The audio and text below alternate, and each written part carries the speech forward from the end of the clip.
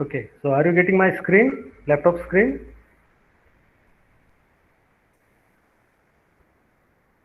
No, sir. Okay. Yes, sir. Yes, sir. Yes, sir. Okay, so I will just run that simulation software. Our Proteus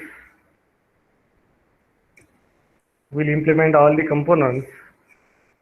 Whatever today also we discuss. First component. See, if, from your end also, I think last time I appeal you all that previous practical those who have laptop or PC just try to implement it and share that Proteus file directly to my Google Classroom. But very few people responded it. But again, today also I will appeal. Whenever you will do by yourself, then and then so many things it will get cleared automatically. So my appeal is those who have laptop or PC, please try this type of implementation and try to observe the results also. Okay. So the first component, our transistor, which is that transistor 2N7000, right? This is our N channel P MOSFET that I will select later on. Will require the resistors. I will just select a single resistor and later on we'll go on to change its properties. Then capacitors for input output coupling as well as for bypass we require three different types of capacitor. I will select here this radial electrolytic. See in capacitors, whenever you will just give the whenever you will just write in that keyword as a capacitors, subcategory will get formed at the bottom side, and from that various types of capacitor. In this case, select radial electrolytic, and we require that input output coupling capacitor as per our today's discussion. Both capacitors are of 0.1 microfarad.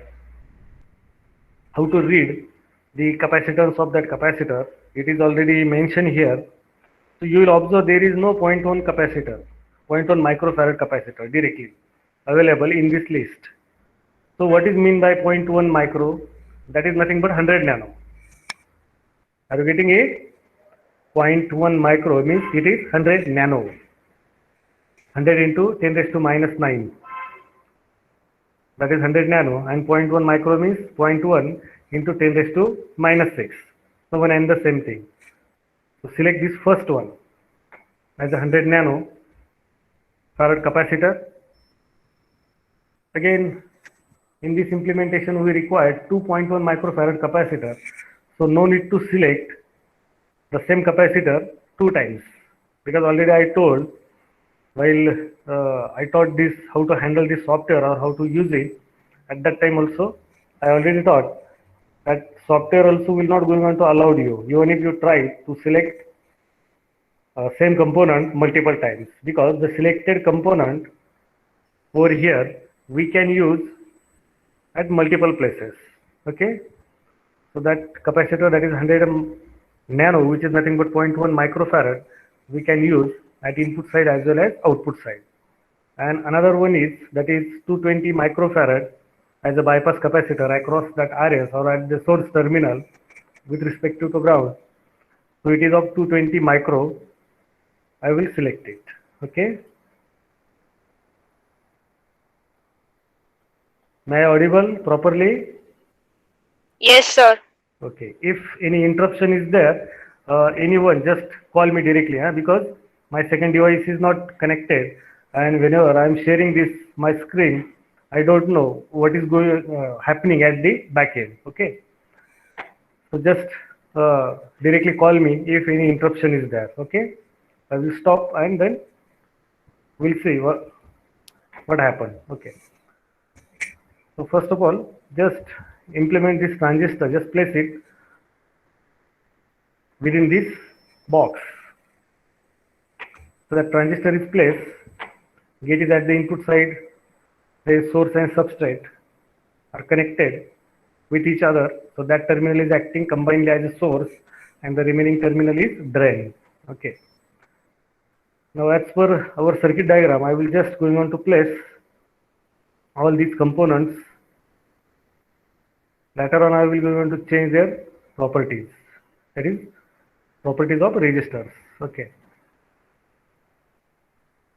So as per circuit diagram, it should get connected like this.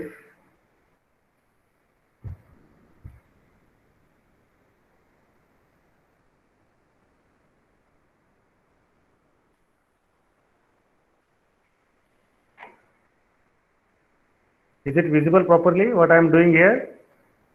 Yes, sir. Okay. This is nothing but our output coupling capacitor.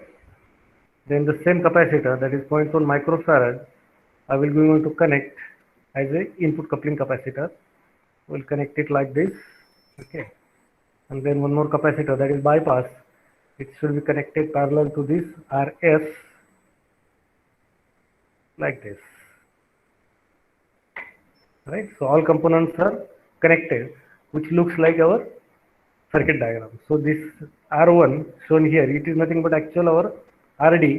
It is of 1.8K. So I will write by the language of this software as 1K8. That stands for it is of 1.8 kilo ohm. Right. Then this RS, here it is nothing but R4. It is of 470 ohm. I will just write it as 470R. Ohm is nothing but R, only R. So it is only 470 ohms. Then this one, in that voltage divider, it is acting as R1. It is of 10 mega. I will write it as 10M. We'll say OK. And this one is nothing but 2.5 mega. So I have to write it as 2M5, right? That is nothing but 2.5 mega ohm. Correct. So see, all components are connected with their proper values. Now the DC source, here you will get that sources, that is generator mode. First sub option is DC, and the same we required as VDD. So this is nothing but our VDD. So I will be going to connect it like this, and immediately we will be going to change its properties. By default it is at 0 volt, but I will be going to apply this one as 10. By default this hide property is enabled. Just disable it so that you can observe the value of that applied DC voltage, that is of 10. Okay. Now the ground terminal, in this virtual terminal modes, you will get second option as a ground. So just connect it like this. Okay. Now to check is it working as an amplifier, we have to apply some input. Input, that is nothing but from function generator. Here it is mentioned as signal generator, which is nothing but our function generator. Okay.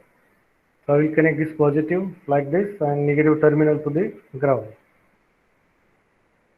Already I taught while studying this protest simulation software.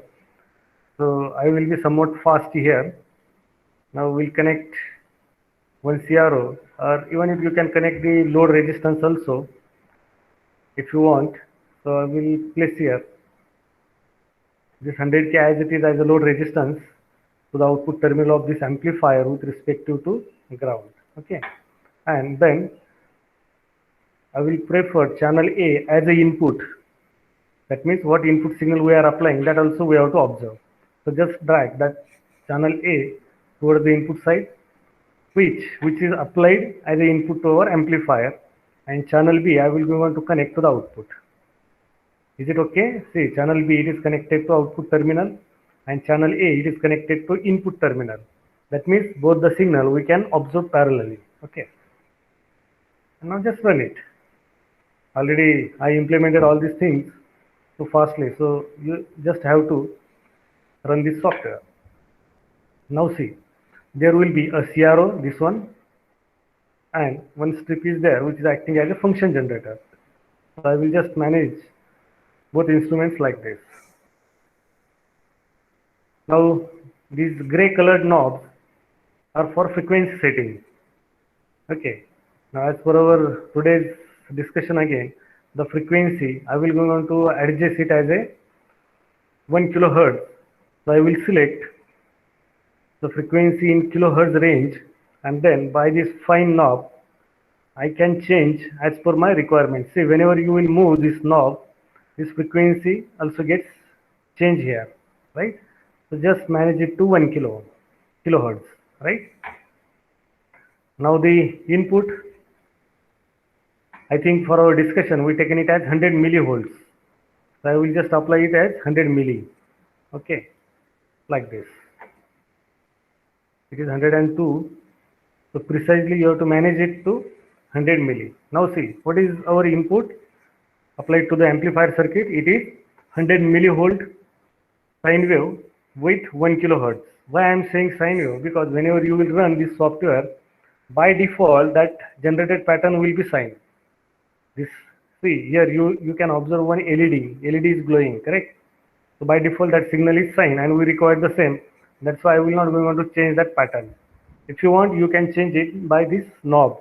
Whenever you press it, now it is at triangular, then sawtooth, then square, etc. But our requirement is sine wave. That's why I will keep it to sine. Similarly, that waveform, it should be bipolar. Bipolar means it should have positive as well as negative values, and that's why I will not going on to change the polarity. By default, it is at bipolar, so I will keep it as it is. So our input signal to the amplifier circuit, it is set. That is 100 millivolt and 1 kilohertz frequency. Correct?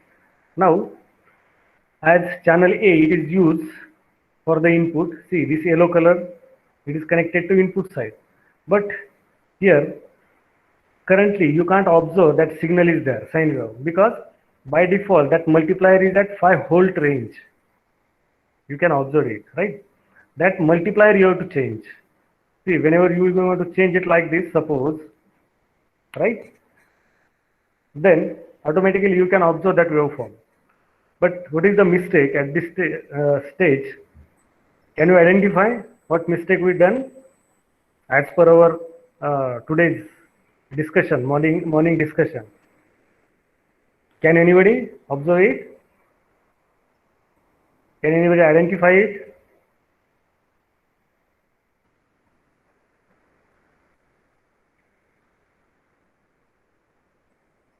Are you getting what I am showing? Are you there? Yes, sir. Okay. So see, what is the mistake exactly? Today morning we consider that our input signal of 100 millivolt peak, correct na? The same signal I tried to apply from function generator as 100 milli, because at this stage you can't identify is it peak signal or peak to peak signal. But whenever you will going to observe the same signal on CRO, you will observe in this case, see that signal, it occupies two divisions, peak to peak, correct? Peak to peak, two divisions are there vertically, multiply by volts per division. Now I change that volts per division to check that signal or to observe that signal. By default, it was at 5 volt, and that's why that signal we can't identify or we can't observe it, right? That's why I change its multiplier to 50 milli. Multiplier is 50 milli. So how to measure the peak to peak voltage? Number of divisions peak to peak into volts per division. Okay. So currently it shows, yes, it is 100 milli peak to peak, right? But our actual selected signal was 100 millivolt peak. That means it should be, in this case, here it should be up to 100. Are you getting it? Whatever 100 milli I entered, this is not a peak value. This is peak to peak value. How I identified it? By looking that signal on CRO. On CRO, what I seen, there are two divisions peak to peak into volts per division is 50 milli. Correct? Two divisions into 50 milli. That means it is 100 millivolt watt peak to peak. But our requirement is 200 millivolt peak to peak. That's why what I will do, I will just increase it to 200. Right? Okay, I have to change that multiplier now. That range. And over here, I will go on to manage it again to 200. Okay. Now is it okay? See, suppose one peak voltage you have to find out. Then for one half cycle from x-axis to suppose this green colored line, this is my x-axis for this signal. Now how many divisions are there for one peak? Two divisions into multiplier is 50. That means this signal is of 100 millivolt peak signal as per our morning discussion. Are you getting it? Yes, sir. Okay. Now see, that blue color trace, it is preferred for output, that is channel B. It is connected to output right now. But at this stage, don't say that output is less than input. Yellow color is input, and this blue color trace, it is output. It looks just like a small, but its multiplier is large. It is 5 volts. Its multiplier is only 50 millivolt. Okay. So to check it properly, we can change its multiplier. Suppose I manage it like this. Now it is properly visible. I will adjust it to this pink color line, pink trace, and this one also to the same axis so that I can identify is there any phase shift or not. Is it there? That yellow color, channel A, this is for input. How much is its amplitude? 1, 2, 3, and 4. 4 divisions, peak to peak, into 50 milli. That means it is of 200 millivolt peak to peak. Okay. Now about the input, output. Output peak to peak is how much?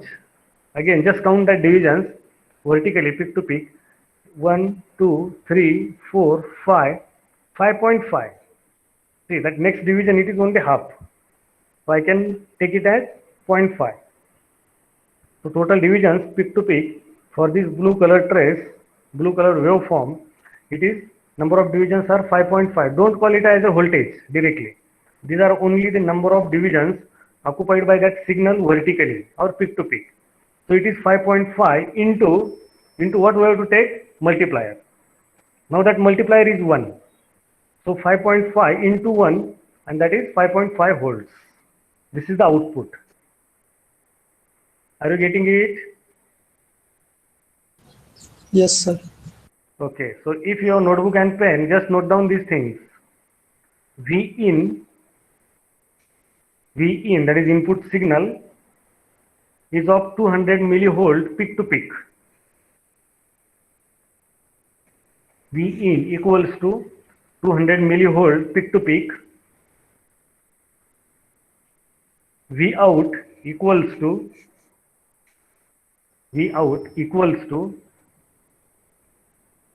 5.5. What is 5.5? That is the number of divisions vertically. These divisions, see, 1, 2, 3, 4, 5, and this next division half. That means 5.5 into volts per division. Volts per division is 1 volt only, right? So that VO is 5.5 volts. Now the first parameter which we discussed during our previous lecture, first parameter, that is voltage gain. So note down in your notebook voltage gain, comma AV. That gain, voltage gain is written as AV. So AV equals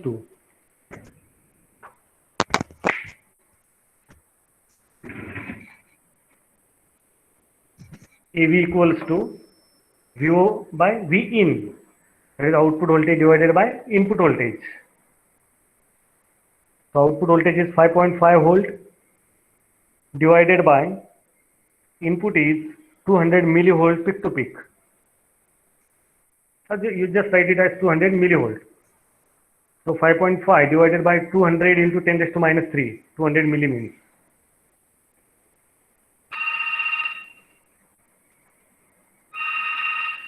So just try to find out it. Just wait, huh?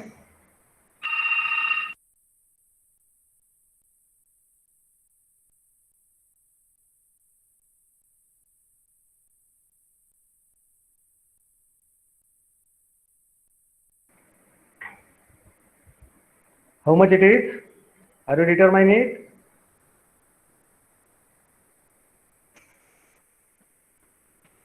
Are you doing it?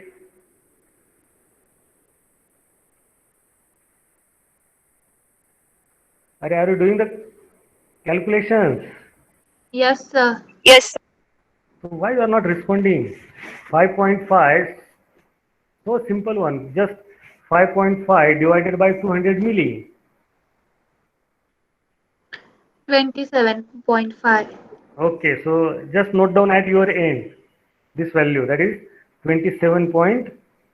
This is the gain of this design amplifier circuit, remember, okay? So today morning we consider that gain as 30. So it is almost same. Are you getting it? Yes, sir. Okay.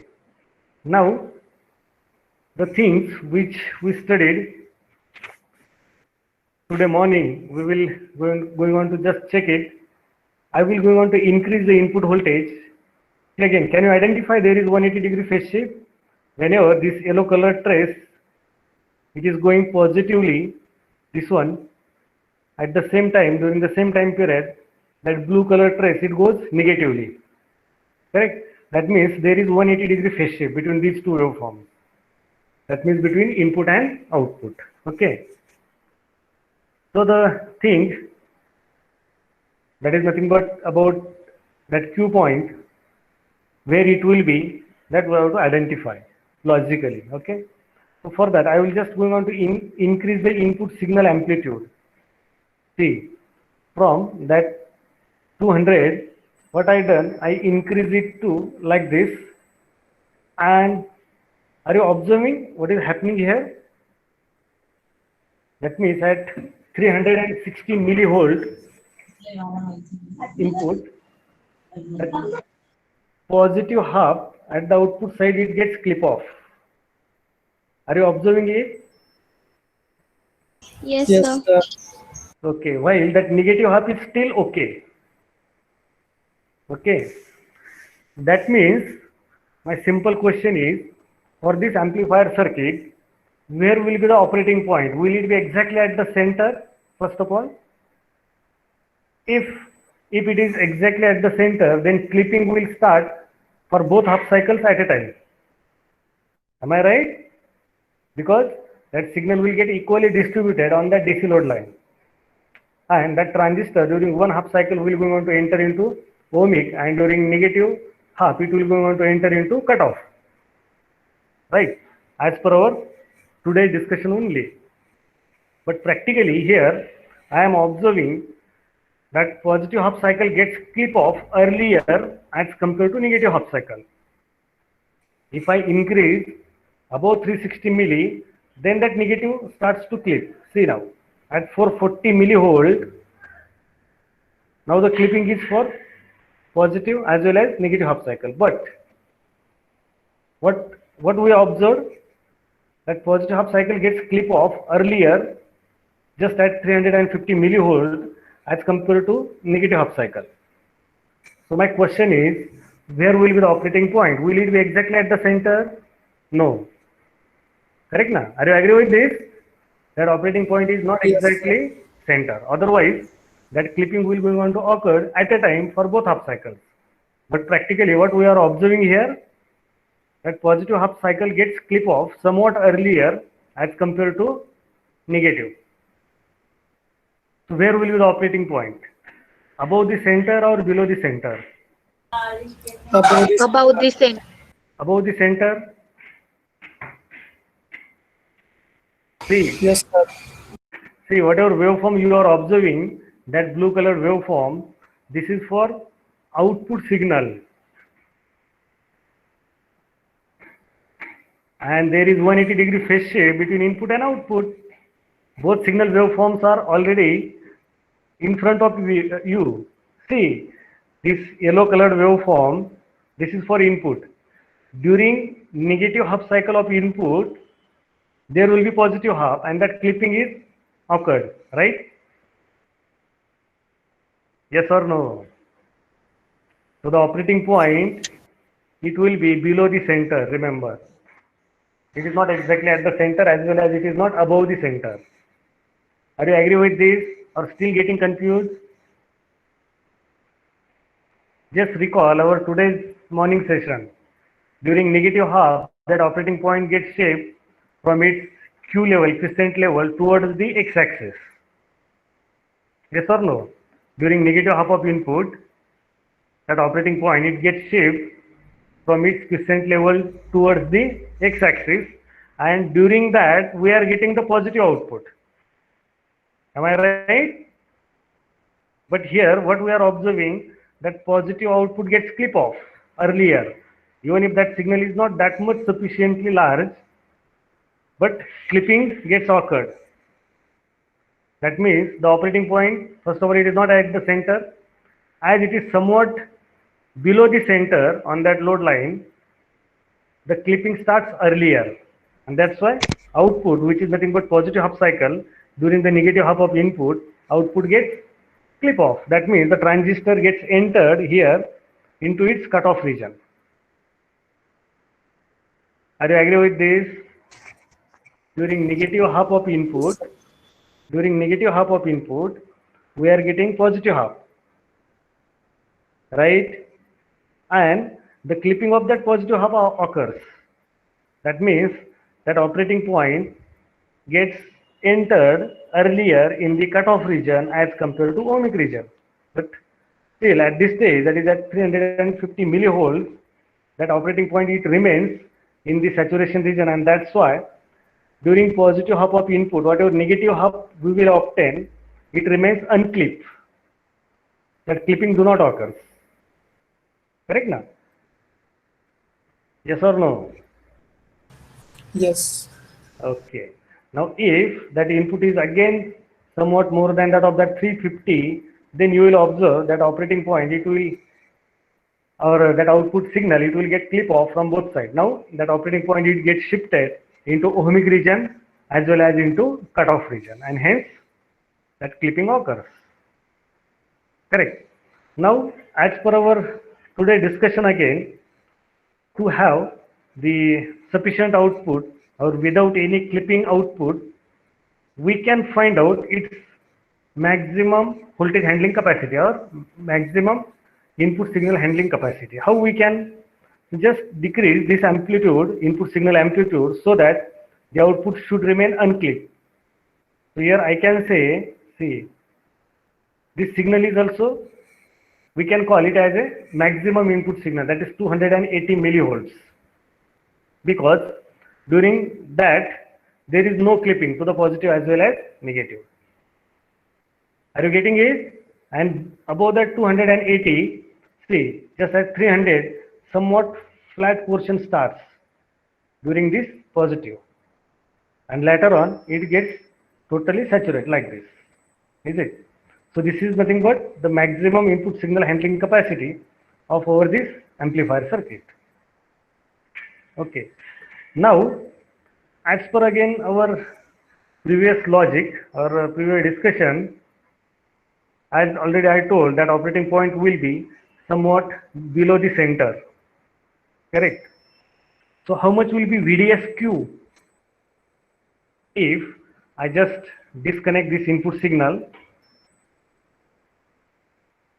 Now I am not applying that input signal, right? It is removed from the input side, input terminal. And if I measure the voltage, this voltage at the drain with respect to source. Suppose it is connected over here. Okay.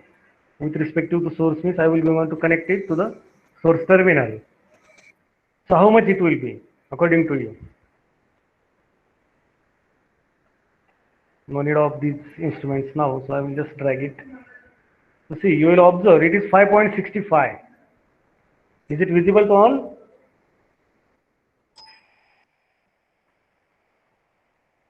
Are you getting? Yes, sir. Sir. See that DC voltage VDS, which is measured at the drain with respect to source, we can call it as a VDSQ. We are not applying any input now. That input is disconnected. See, you will observe that capacitor, it is open circuited from the input source. That means no any input signal is there. So whatever current will flow through this transistor, it will be a constant current, or we can say it is a quiescent drain current. And by that quiescent drain current, whatever quiescent drain to source voltage will occur, that is VDS, we will call it as a VDSQ. As per our logic, if that operating point is exactly at the center, then in this case, VDSQ will be equals to 5 volts, half of VDD, correct now? Applied VDD is 10 volt, and that's why if that operating point is exactly at the center, then that VDSQ will be 5, correct? But currently, how much it is showing? It is somewhat greater than 5, means somewhat greater than half of VDD. So when you will go towards right hand side, maximum VDS is how much? VDD. That is equals to 10 volts, correct? So this operating point, it shows what? That operating point is towards the VDD side on x-axis. It is not exactly at the center of that load line. Are you getting it? Are you getting it, or shall I show on blackboard?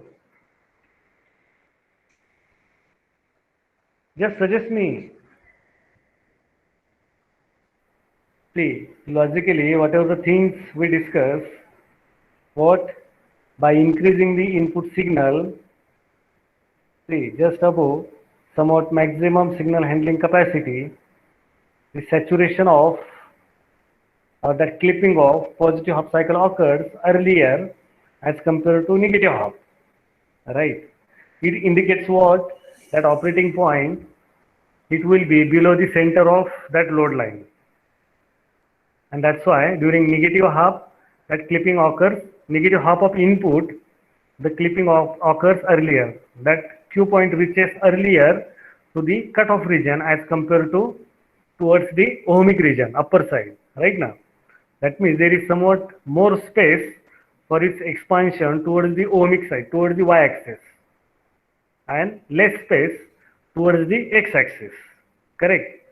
So during negative half, that Q point enters in the cutoff region, and during negative half, we are getting the output as positive because it is 180-degree phase shifted signal. There is 180-degree phase shift between input and output, okay? And by that, I told that operating point, it will be below the center of load line, and hence the obtained DC voltage, that is quiescent voltage between drain to source, that is VDS, whenever it will be exactly at the center, then VDSQ is exactly half of VDD, right? But if that Q point is below the center, then the obtained output voltage, it will get shifted towards its maximum point on x-axis, that is towards VDD. And the same thing practically I shown here. If I remove this input, that is AC signal, and if I measure only the DC voltage across this transistor, that is VDS, connected to the drain with respect to source. And that's why we are getting it as 5.65 volts. See this one. This VDS is 5.65. That means it is slightly greater than half of VDD. And whenever it will be possible, whenever that Q point will get shifted towards the VDD side. Are you getting it now? Yes, sir. Yes. Okay.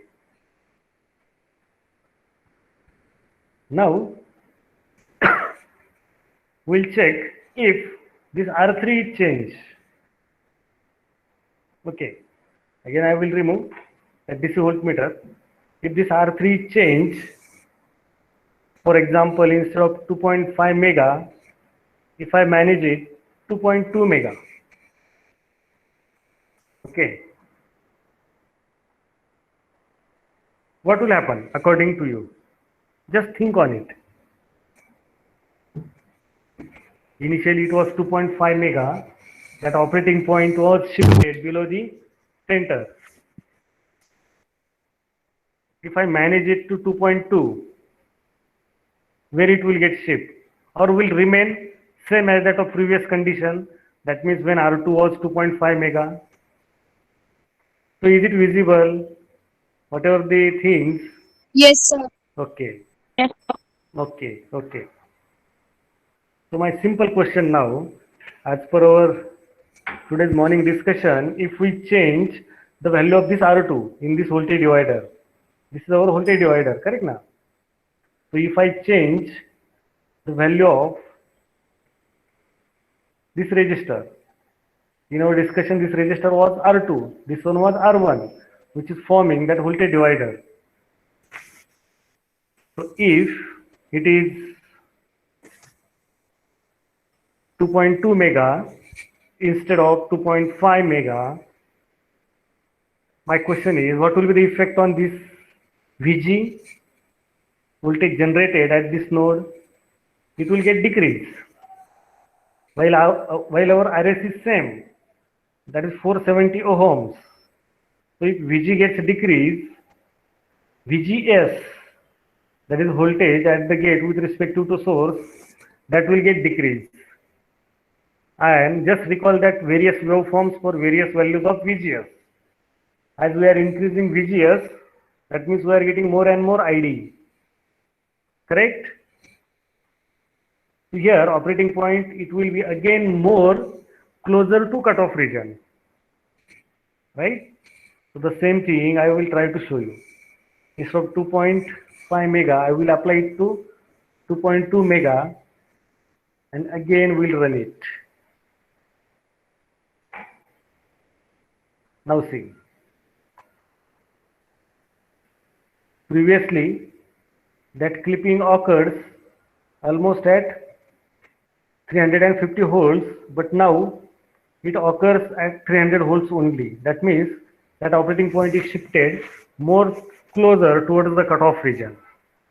And if we try to check the VDS in this case, it will be greater than that of previous case. That previous case it was 5.65 volts. So again I will disconnect that AC input and we're going to measure only DC voltage at the drain with respect to this source and we'll check it. See how much it is now. It is increased 6.49, means it is shifting towards VDD. That is the maximum operating point on x-axis as per that DC load line and output characteristic. Correct? Now, if I want to align that operating point exactly at the center of load line, that means what I have to do? I have to increase this resistor about 2.5. I will manage it to 2.7.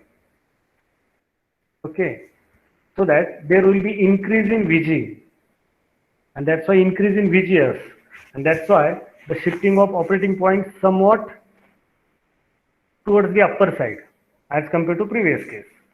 Okay, so I will just going on to check. See that voltage is now closer to 5 volt. It is now 5.12, right? If we improve it to suppose 2.8 mega, we'll again check what is the effect on that operating point. It will be somewhat less than 5 or again closer to 5. So we'll keep this resistor at 2.7 mega ohm. That will be mostly the correct value to have the proper output. Again we'll reapply that input signal and we'll check. Now see, at 270 there is no clipping, and at this stage you will observe almost at the same time the clipping of that input signal occurs. See, you can check it, right? But it is somewhat still earlier towards the positive. Why? Because still that operating point is not exactly at the center. It is slightly below the center. And that's why we are getting that DC voltage 5.12 volt. It should be 5, or whenever it will be exactly 5, then you will observe the clipping of that positive and negative half cycles at a time. Is it okay? Are you getting it? But again, I will appeal you all, don't get bored.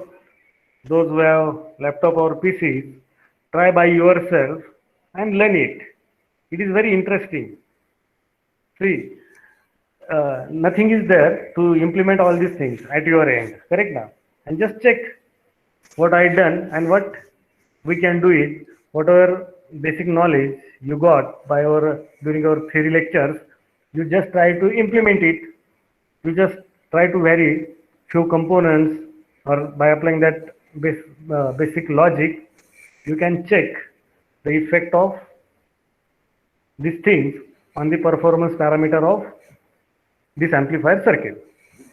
Okay, so as compared to 2.5 mega ohm, our next resistor, this one, 2.7 mega will be somewhat better. So remember now, instead of 2.5, we will go on to prefer it as 2.7 mega. Okay, and we'll keep these values as it is.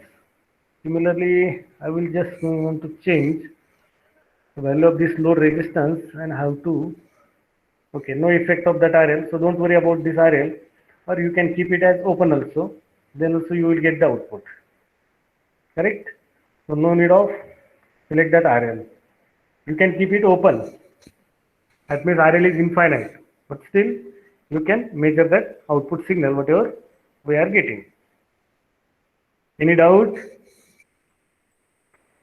Do you have any doubt? No, sir. Okay. Then shall we get stopped? Because whatever the things I want to show you, whatever I taught till today morning, the same I try to show here, and hope so you might have understood. But whenever you will do by yourself all these things, then it will be somewhat more clear. Okay, so we'll suggest you all, don't only see these videos or attend lectures, try to implement by yourself, and whatever problem you will face, just ask me, I will go on to solve it. Just take the snapshot or just take the photo and send to my WhatsApp. I will identify what is the problem at your end, and will go on to suggest you, do this one, so that you can run at your end. Okay.